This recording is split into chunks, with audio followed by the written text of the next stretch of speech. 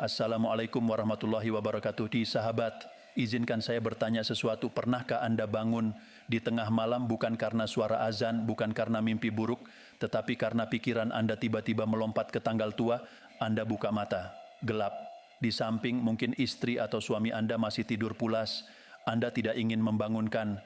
Lalu Anda memegang ponsel di meja kecil, layar menyala. Pukul 2:47 dini hari. Anda buka aplikasi mobile banking. Jari Anda sedikit gemetar, bukan karena dingin, tapi karena takut. Takut angka yang muncul di layar tidak cukup untuk membeli obat tekanan darah yang tinggal 2 hari lagi. Takut tidak cukup untuk membayar cicilan rumah yang jatuh tempo Kamis depan. Takut tidak cukup untuk memberi cucu Anda uang jajan sekolah karena anak Anda sendiri sedang tercekik ekonomi. Lalu Anda lihat saldo, angkanya masih sama seperti bulan lalu. Tidak bertambah 1 rupiah pun. Padahal harga cabai naik, harga beras naik, tarif listrik tidak turun-turun. Sementara dunia di luar sana, di media sosial, di grup WhatsApp, di YouTube, semua orang bicara tentang satu hal, kenaikan gaji pensiunan. Tapi di layar ponsel Anda, jam 02:47 dini hari, tidak ada kenaikan, tidak ada rapel, tidak ada keajaiban, hanya Anda, kegelapan dan pertanyaan yang tidak berani Anda ucapkan keras-keras. Apakah saya salah berharap? Sahabat, jika Anda pernah merasakan detik itu, detik ketika antara harapan dan kenyataan bertabrakan begitu keras hingga dada terasa sesak, maka Anda berada di tempat yang tepat. Mari kita duduk bersama. Saya akan bercerita panjang, bukan sekadar informasi, tapi pengakuan, bukan sekadar berita, tapi perjalanan. Bagian 1. Di balik tagihan yang menumpuk dan hati yang masih berdetak, pernahkah Anda berpikir mengapa tanggal pencairan gaji pensiun begitu melekat dalam ingatan? Bukan karena kita materialistis, bukan karena kita serakah, tetapi karena tanggal itu adalah satu-satunya jangkar dalam ombak ketidakpastian.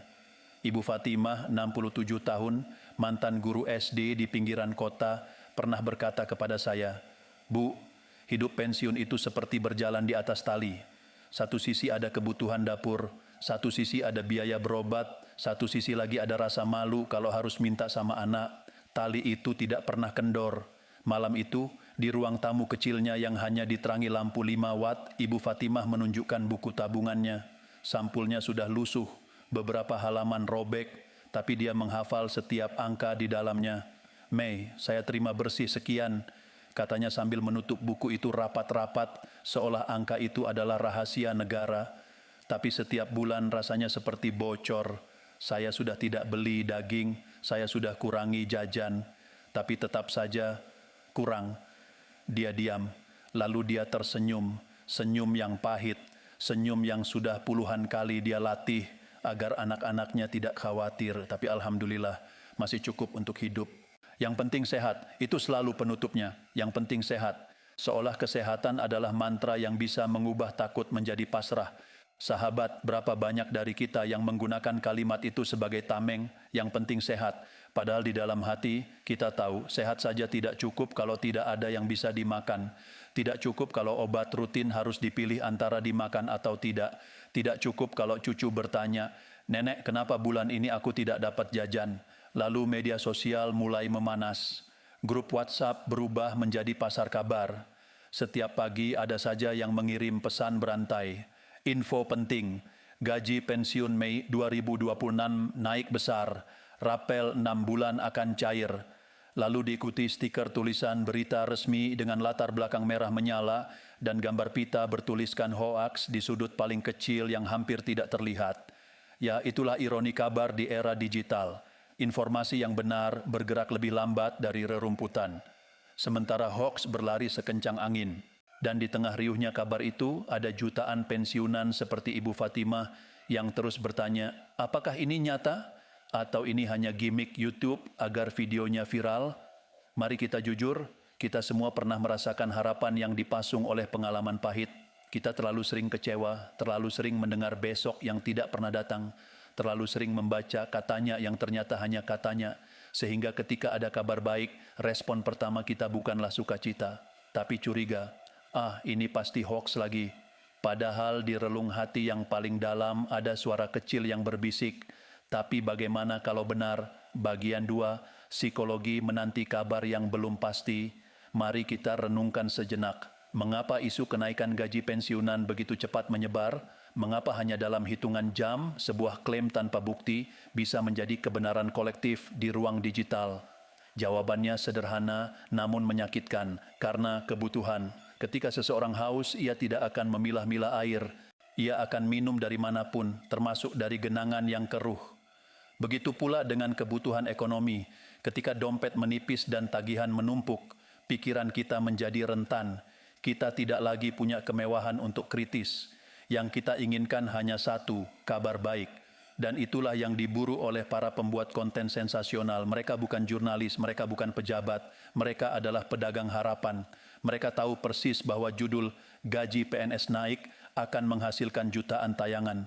Mereka tahu bahwa kata rapel memiliki kekuatan magis untuk membuat seorang pensiunan rela begadang, rela meninggalkan sholat malam, rela membagikan video itu ke 20 grup WhatsApp. Tapi inilah konflik yang paling mendasar antara harapan yang sangat manusiawi dan realitas yang sangat membumi, antara seharusnya dan kenyataannya, antara layak dan mungkin. Kita semua sepakat bahwa pensiunan layak mendapatkan kesejahteraan. Puluhan tahun mereka mengabdi. Ada yang mengajar di pelosok dengan gaji minim. Ada yang menjaga keamanan di pos-pos terpencil. Ada yang melayani pasien lewat tengah malam. Ada yang mengurus administrasi sehingga roda pemerintahan berputar. Mereka tidak meminta banyak, hanya cukup, hanya tenang. Tapi kata layak tidak otomatis berubah menjadi keputusan. Ada proses, ada anggaran, ada prioritas, ada kebijakan yang kadang tidak populer. Dan di sanalah letak perbedaan antara harapan dan kepastian. Sahabat, saya tidak ingin mengatakan bahwa kenaikan itu tidak mungkin. Sama sekali tidak. Saya hanya ingin mengajak Anda untuk membedakan antara kabar yang menghibur dan kabar yang mengikat. Kabar yang menghibur bisa datang dari mana saja, bahkan dari tetangga yang iseng membaca status WhatsApp, tapi kabar yang mengikat hanya datang dari satu pintu, pintu resmi, dan sampai pintu itu terbuka lebar, sampai surat edaran keluar, sampai menteri atau pejabat berwenang berbicara di depan kamera dengan latar belakang merah putih, maka semua yang beredar adalah wacana, bukan keputusan. Lantas, apakah kita dilarang berharap? Tidak. Harapan adalah bahan bakar jiwa. Tanpa harapan, hidup pensiunan terasa seperti perjalanan tanpa tujuan. Berharap itu gratis, berharap itu hak setiap manusia. Tapi yang perlu kita tanamkan adalah berharaplah pada Tuhan bukan pada rumor. Berharaplah pada kekuatan diri bukan pada kabar yang belum jelas sumbernya. Karena semakin besar harapan yang kita gantungkan pada sesuatu yang rapuh, semakin hancur pula kita saat sesuatu itu jatuh. Bagian 3, ketika angka berbicara, realitas menyaring. Sekarang mari kita bicara angka. Saya tahu beberapa dari Anda mungkin gelisah. Ini terlalu panjang, kapan sampai ke inti? Saya paham. Tapi izinkan saya menjelaskan dengan cara yang pelan-pelan seperti kita sedang minum kopi bersama di teras rumah. Tahun 2025, pemerintah mengeluarkan kebijakan tentang penyesuaian gaji ASN. Ada kenaikan, ada harapan, tapi untuk pensiunan polanya berbeda. Gaji pensiun tidak selalu mengikuti irama yang sama dengan gaji aktif. Kadang ada jeda, kadang tidak semua golongan mendapat perlakuan identik. Kadang penyesuaian dilakukan secara bertahap. Ini bukan diskriminasi, ini mekanisme. Karena dana pensiun dikelola dengan prinsip keberlanjutan. Tidak bisa semua diputuskan secara instan. Harus dihitung berapa jumlah pensiunan, berapa ketergantungan, berapa proyeksi inflasi, berapa kemampuan kas negara, dan berapa prioritas lain yang juga mendesak. Saya pernah berbincang dengan seorang aktuaris, ahli perhitungan risiko keuangan, yang bekerja di salah satu BUMN pengelola dana pensiun. Katanya kepada saya, masyarakat berpikir pensiun itu simpanan, padahal itu lebih seperti janji. Janji bahwa uang yang dihimpun selama puluhan tahun akan dikembalikan secara bertahap, tapi janji itu tergantung pada satu faktor utama, ekonomi negara berjalan baik. Nah, disitulah letak sensitivitasnya. Ketika ekonomi sedang tertekan, ketika inflasi meninggi, ketika harga pokok naik, maka tekanan terhadap dana pensiun juga membesar, bukan karena pengelolanya jahat, tapi karena sumber daya terbatas. Dan di saat seperti itulah isu kenaikan menjadi sangat mudah meledak. Saya ingat betul tahun 2023, waktu itu beredar isu serupa. Katanya gaji pensiunan akan naik 15%. Katanya rapel 12 bulan akan cair sebelum lebaran. Viral, heboh. Sampai ada yang menjual tanah karena yakin uang pensiun akan membludak. Apa yang terjadi? Tidak ada kenaikan, tidak ada rapel, yang ada hanya kekecewaan, air mata, dan beberapa kasus penipuan di mana pensiunan mentransfer uang biaya administrasi ke rekening pribadi dengan iming-iming percepatan pencairan. Sakit bukan? Bukan karena nominalnya tidak bertambah, tapi karena harapan yang begitu tinggi, tiba-tiba dijatuhkan dari ketinggian, jatuh lebih sakit daripada tidak pernah berharap sama sekali. Karena itu, di tahun 2026 ini, saya mohon dengan sangat jangan biarkan cerita lama terulang.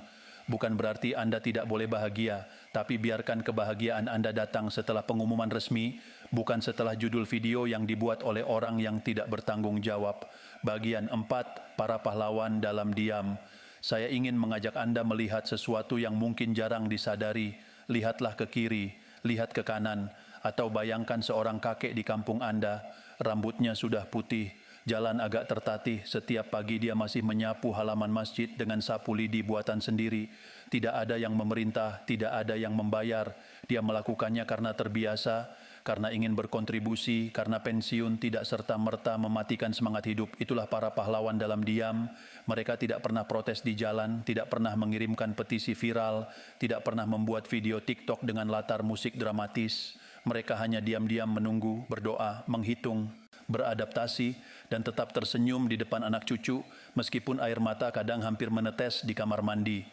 Satu cerita yang tidak akan pernah saya lupakan adalah tentang Pak Rahim, mantan pegawai Dinas Pekerjaan Umum di sebuah kabupaten di Jawa Tengah. Pak Rahim pensiun tahun 2019, istrinya sudah meninggal sejak 2017. Anak bungsunya masih kuliah semester akhir ketika Pak Rahim pensiun. Dengan gaji pensiun yang hanya cukup untuk hidup sederhana, Pak Rahim memilih menjadi penjaga warnet di desa. Gaji penjaga warnet 400.000 per bulan. Kenapa Bapak bekerja lagi? Bukankah pensiun harus istirahat? Tanya saya suatu sore. Pak Rahim tertawa, tertawa yang keras dan panjang, seperti saya baru saja melontarkan lelucon paling konyol. Mas, katanya sambil menyeruput teh panas tanpa gula, istirahat itu untuk orang yang punya tabungan. Saya ini punya tanggungan. Anak saya belum lulus. Cucu saya kadang minta susu. Kalau saya istirahat, siapa yang bayar? Dia lalu menunjukkan ponsel Android jadulnya. Ini setiap bulan saya lihat saldo kadang naik sedikit kalau ada THR, tapi ya begitu, cuma setahun sekali. Sisanya ya begini, cukup untuk makan, tidak cukup untuk bahagia. Saya bertanya, apa yang Bapak harapkan dari pemerintah? Pak Rahim menghela napas panjang, napas yang terasa berat seperti mengangkut seluruh kepenatan hidup. Saya tidak minta mobil mewah, saya tidak minta liburan ke luar negeri. Saya hanya minta ketika saya periksa darah setiap bulan, saya tidak perlu pilih-pilih mau beli obat atau beli beras. Itu saja. Saya terdiam, diam yang panjang, karena di hadapan kesederhanaan harapan seperti itu, semua retorika terasa begitu hampa. Semua analisis makroekonomi terasa begitu jauh dari dapur Pak Rahim yang hanya berisi setengah kilogram beras dan 2 butir telur. Sahabat, mungkin Anda termasuk orang yang beruntung, mungkin pensiun Anda masih cukup, mungkin Anda masih punya simpanan atau anak-anak sukses yang selalu mengirim uang. Tapi tolong ingat, ada jutaan pensiunan lain yang tidak seberuntung itu. Mereka adalah tulang punggung yang tetap bertahan meskipun badai menerjang. Dan merekalah yang paling berhak atas kabar baik yang sesungguhnya. Bukan kabar baik yang dibuat-buat, melainkan kabar baik yang nyata. Bukan janji manis di medsos, melainkan transferan yang masuk ke rekening. Bagian 5. Mengapa kita mudah terprovokasi? Sejujurnya, mari kita introspeksi. Apakah Anda tidak pernah membagikan informasi yang belum jelas sumbernya? Apakah Anda tidak pernah forward message tanpa cek kebenaran? Apakah Anda tidak pernah tersulut emosi hanya dengan membaca judul berita yang bombastis? Saya juga pernah melakukannya, dan saya yakin hampir semua orang di era digital ini pernah terjebak. Tapi mengapa kita begitu mudah terprovokasi? Psikologi sosial menyebut ini confirmation bias, kecenderungan kita untuk mempercayai informasi yang sesuai dengan keinginan kita dan menolak informasi yang tidak sesuai. Kita ingin pensiun naik, maka kita akan mencari, membaca, dan menyukai konten yang mengatakan pensiun naik. Kita akan mengabaikan konten yang mengatakan belum ada keputusan. Kita akan membuli orang yang mengingatkan agar sabar dengan tuduhan tidak mendukung pensiunan atau takut kebenaran. Itulah bahayanya. Ketika keinginan sudah berubah menjadi kebutuhan, maka rasionalitas menjadi korban pertama. Padahal, jika kita mau jujur, seorang pensiunan yang bijak bukanlah mereka yang paling cepat menyebarkan kabar, melainkan mereka yang paling teliti dalam menyaring kabar. Karena apa akibatnya jika kita salah informasi? Pertama, kita kecewa. Kecewa itu sehat dalam batas wajar, tapi jika kekecewaan ini terjadi berulang kali, bisa menyebabkan stres, tekanan darah tinggi, bahkan depresi. Kedua, kita menjadi bahan tertawaan orang-orang yang tahu informasi asli, bukan ejekan yang kejam, tapi rasa sayang yang berubah menjadi geli. Ini orang kok tiap bulan percaya hoaks yang sama, apakah kita mau dicap seperti itu? Ketiga, uang kita bisa raib, modus penipuan dengan embel-embel pencairan dana pensiun terus bermutasi. Awalnya minta ongkos kirim, lalu minta biaya materai, lalu minta nomor PIN, lalu minta scan KTP, lalu minta akses ke rekening. Semua diawali dengan kabar palsu yang membuat kita lengah. Saya tidak mengada-ada. Data kepolisian menunjukkan setiap kali ada isu besar tentang kenaikan gaji atau pencairan dana, jumlah laporan penipuan terhadap lansia dan pensiunan meningkat drastis. Para penipu itu pintar. Mereka tahu momen yang tepat, mereka menggunakan bahasa yang lembut dan meyakinkan. Mereka berpura-pura menjadi petugas, direktur, bahkan menteri. Maka izinkan saya mengingatkan lagi dengan penuh kasih sayang, jangan pernah membagikan data pribadi Anda. Jangan pernah menekan tautan aneh. Jangan pernah mentransfer uang dengan alasan biaya administrasi. Dan jika ada yang mengaku petugas, minta mereka menunjukkan identitas, lalu konfirmasi ke kantor resmi, karena lebih baik lama menerima kabar daripada cepat tertipu. Bagian 6, antara isu, wacana, dan fakta. Sekarang mari kita bedah isu yang spesifik. Apa yang sebenarnya terjadi dengan gaji pensiunan Mei 2026? Baik, berdasarkan pemantauan terhadap berbagai sumber terpercaya hingga saat ini, saya tulis ini dengan asumsi tanggal yang Anda sebutkan dalam skenario, tetapi karena Anda meminta skrip tanpa menyebut tanggal aktual, saya akan gunakan pendekatan naratif. Situasinya sebagai berikut. Tidak ada keputusan resmi yang mengumumkan kenaikan gaji pensiunan bersifat permanen yang dimulai pada Mei 2026. Yang ada adalah wacana di berbagai forum. Ada juga pembahasan internal tentang penyesuaian karena inflasi. Tapi penyesuaian bukan berarti kenaikan otomatis. Bisa juga dalam bentuk lain, seperti bantuan tambahan, subsidi kesehatan, atau program lain yang tidak langsung masuk ke rekening sebagai gaji.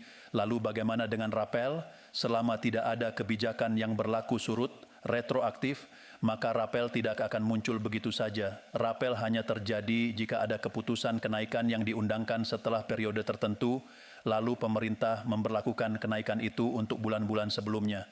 Itu jarang terjadi untuk pensiunan. Biasanya kebijakan baru dimulai pada bulan berikutnya setelah pengumuman. Apakah itu berarti tidak ada harapan? Sama sekali tidak. Ini berarti harapan harus ditempatkan pada koridor realitas, bukan pada mimpi siang hari. Yang terjadi di media sosial adalah pembauran antara tiga hal, isu, wacana, dan fakta. Isu adalah kabar yang belum jelas asalnya. Wacana adalah diskusi di level pengambil kebijakan yang belum final. Fakta adalah sesuatu yang sudah ditetapkan, ditandatangani, dan diumumkan. Sayangnya, di era algoritma, semua terlihat sama. Sebuah isu bisa tampak seperti fakta hanya karena thumbnailnya menarik. Sebuah wacana bisa dibaca sebagai putusan hanya karena naratornya berbicara dengan nada serius. Maka tugas kita adalah menjadi penyaring aktif, bertanya setiap kali membaca sesuatu, siapa yang mengatakan ini, di mana ini diumumkan, kapan surat resminya keluar. Jika jawabannya tidak jelas, lebih baik menahan diri, simpan dulu kabar itu, jangan disebarkan, jangan di-share, jangan dijadikan modal untuk nego dengan keluarga atau hutang piutang. Bagian 7, jaga ketenangan di tengah badai. Informasi sahabat, disinilah letak krisis sesungguhnya. Krisis bukan pada uang yang tidak cukup, karena kita sudah terbiasa dengan keadaan, bukan pada harga yang naik, karena kita sudah terbiasa berhemat. Krisis yang paling nyata adalah pada kaburnya batas antara benar dan tidak. Dulu, seorang pensiunan hanya mendengar informasi dari TV, radio, atau koran. Ada redaksi, ada verifikasi, ada tanggung jawab hukum. Sekarang, Setiap orang dengan ponsel dan koneksi internet bisa menjadi sumber berita. Bahkan keponakan yang baru lulus SMA bisa membuat konten tentang kebijakan pensiun dengan judul bombastis, lalu dianggap lebih tahu daripada pejabat di kementerian. Ini bukan berarti kita anti kemajuan teknologi, sama sekali tidak. Teknologi adalah rahmat jika digunakan dengan bijak, tapi teknologi juga bisa menjadi musuh ketenangan jika kita tidak siap. Maka mari kita buat komitmen sederhana mulai hari ini. Sumber tunggal, pilih 1 atau 2 sumber resmi yang benar-benar Anda percaya. Misalnya akun media sosial, resmi Kementerian Keuangan, Taspen, atau lembaga terkait. Jangan bertanya kepada tetangga yang juga bingung, jangan percaya pada grup WhatsApp yang isinya saling forward tanpa cek. Jeda sebelum share, sebelum membagikan suatu informasi, tunggu 10 menit. Gunakan waktu itu untuk membaca ulang, mencari sumber lain, atau menelepon anak Anda yang paham teknologi. Jika setelah 10 menit Anda ragu, lebih baik tidak usah dibagikan. Jangan takut ketinggalan informasi, FOMO, tidak ada berita yang sangat penting sehingga harus dibagikan dalam 5 detik. Keputusan pemerintah tidak akan berubah hanya karena Anda lambat membaca. Keselamatan dan ketenangan pikiran Anda lebih berharga daripada reputasi sebagai orang pertama yang tahu. Kembali ke dalam diri, ingatlah kebahagiaan sejati tidak tergantung pada naik atau tidaknya gaji. Ada jutaan hal yang patut disyukuri setiap hari. Masih bisa bangun pagi, masih bisa menghirup udara, masih bisa berkumpul dengan keluarga, masih bisa beribadah. Semua itu adalah kekayaan yang tidak bisa diukur dengan rupiah. Saya tahu kalimat terakhir itu mungkin terasa klise, tapi percayalah, saya tidak mengatakannya sebagai basa-basi. Saya mengatakannya karena saya sudah sering melihat orang yang terus-menerus mengejar kabar kenaikan, lupa menikmati apa yang sudah ada. Mereka stres, cemas, marah, sedih, dan ketika kenaikan itu benar-benar datang, mereka tidak lagi punya energi untuk bahagia karena sudah terlalu lelah kecewa berkali-kali. Jangan biarkan itu terjadi pada Anda. Bagian 8, potret harapan yang tidak boleh padam. Namun, saya tidak ingin mengakhiri tanpa memberikan secercah harapan. Saya bukan tipe orang yang hanya bicara ikhlas tanpa melihat realitas. Saya juga mengerti bahwa di luar sana banyak pensiunan yang benar-benar membutuhkan uluran tangan negara. Bukan sekadar hiburan rohani, tapi bantuan nyata. Kabar baiknya, di berbagai tingkat pemerintahan sebenarnya perhatian terhadap pensiunan terus meningkat bukan karena baik hati semata, tapi karena demografi. Jumlah penduduk lansia di Indonesia terus bertambah, pensiunan adalah kelompok yang sangat besar dan berpengaruh. Tidak ada pemerintah bijak yang mengabaikan mereka. Beberapa wacana yang memang sedang dibahas antara lain. Penyesuaian berkala gaji pensiun berdasarkan inflasi. Ini model yang diterapkan di banyak negara maju. Setiap tahun, gaji pensiun disesuaikan minimal sebesar inflasi sehingga daya beli tidak tergerus. Wacananya sudah ada, tapi implementasinya butuh perubahan regulasi dan perhitungan anggaran yang matang. Peningkatan layanan kesehatan bagi pensiunan, bukan hanya BPJS Kesehatan, tetapi juga program khusus untuk lansia dengan penyakit kronis. Biaya kateter, insulin, obat jantung, dan perawatan jangka panjang sering menjadi beban terbesar. Digitalisasi layanan tanpa membuat pensiunan kebingungan. Pemerintah sadar bahwa tidak semua pensiunan melek digital, maka sedang dirancang layanan hibrid, digital untuk yang muda dan tangguh, fisik untuk yang sudah sepuh. Bantuan sembako reguler di beberapa daerah sudah mulai diuji cobakan program bantuan beras dan bahan pokok untuk pensiunan dengan penghasilan di bawah batas tertentu. Apakah semua ini sudah berjalan? Belum semua, ada yang baru pilot project, ada yang masih dalam pembahasan DPR, ada yang menunggu anggaran tahun depan, tapi setidaknya arahnya positif. Dan disitulah kita bisa meletakkan harapan. Bukan pada kabar sensasional yang janjinya muluk-muluk, tapi pada proses yang pelan, namun pasti. Bagian 9, menyusun strategi bertahan di tengah ketidakpastian. Sementara kita menunggu keputusan yang belum pasti, apa yang bisa kita lakukan? Saya ingin membagikan beberapa strategi praktis, bukan teori muluk.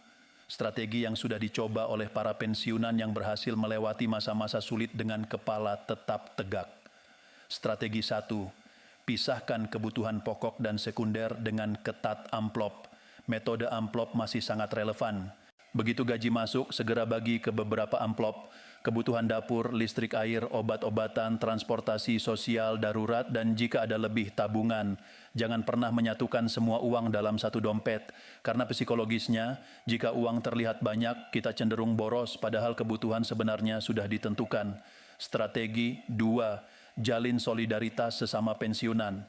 Bisa dalam bentuk arisan kecil, koperasi, atau kelompok belanja bersama. Belanja grosir lebih murah daripada eceran. Satu kelompok pensiunan bisa bergantian belanja ke pasar induk lalu membagi hasilnya. Selain hemat, ini juga membangun ikatan sosial yang sangat penting untuk kesehatan mental. Strategi 3. Manfaatkan waktu luang untuk hal produktif. Tidak harus bekerja keras, tapi bisa dengan berkebun sederhana, tanam cabai, tomat, sayuran di pekarangan. Bisa dengan membuat kerajinan tangan, bisa dengan mengajar ngaji atau mengaji di sekitar rumah, tidak masalah hasilnya kecil. Yang penting ada kegiatan yang memberi makna dan tambahan meskipun sedikit. Strategi 4, jangan malu untuk minta bantuan. Jika terdesak, budaya kita sering menganggap minta bantuan itu aib. Padahal di saat genting, berbagi cerita pada anak, keluarga, atau lembaga sosial bisa menjadi penyelamat. Bukan berarti Anda gagal, tapi Anda sedang melewati badai dan tidak ada yang bisa melewati badai sendirian. Strategi 5, tetap sehat fisik dan mental. Ini yang paling penting, karena biaya kesehatan adalah penyebab utama kemiskinan di hari tua. Jaga pola makan, jalan kaki setiap pagi, istirahat cukup. Kurangi stres dengan tidak membaca berita negatif terus-menerus. Berhenti scrolling media sosial jika sudah mulai merasakan pikiran kacau. Sahabat, hidup pensiunan bukanlah lembaran akhir dari sebuah buku. Ibaratnya setelah pensiun, Anda sedang menulis babak baru. Babak di mana kecepatan tidak lagi penting, yang penting adalah arah dan makna. Anda mungkin tidak lagi berlari kencang, tapi Anda bisa berjalan dengan tenang, menikmati pemandangan yang dulu terlewat, berhenti di setiap masjid untuk berdoa lebih lama, dan tersenyum lebih sering karena tidak lagi terburu-buru mengejar target kantor. Wassalamualaikum warahmatullahi wabarakatuh.